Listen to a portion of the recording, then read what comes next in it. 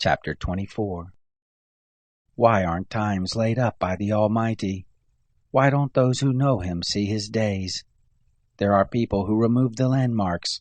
They violently take away flocks and feed them. They drive away the donkey of the fatherless, and they take the widow's ox for a pledge. They turn the needy out of the way. The poor of the earth all hide themselves.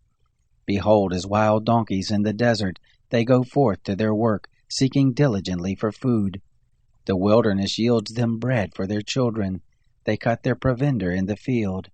They glean the vineyard of the wicked. They lie all night naked without clothing, and have no covering in the cold. They are wet with the showers of the mountains, and embrace the rock for lack of shelter. There are those who pluck the fatherless from the breast, and take a pledge of the poor, so that they go around naked without clothing. Being hungry, they carry the sheaves. They make oil within the walls of these men.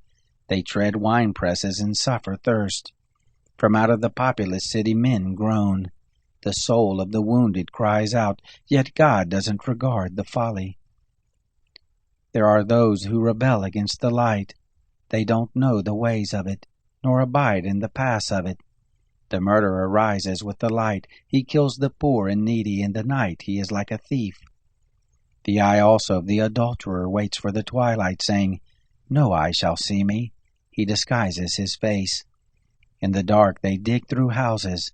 They shut themselves up in the daytime. They don't know the light. For the morning is to all of them like thick darkness, for they know the terrors of the thick darkness. They are foam on the surface of the waters. Their portion is cursed in the earth. They don't turn into the way of the vineyards. Drought and heat consume the snow waters, so does Sheol those who have sinned. The womb shall forget him, the worm shall feed sweetly on him. He shall no more be remembered, unrighteousness shall be broken as a tree. He devours the barren who don't bear, he shows no kindness to the widow.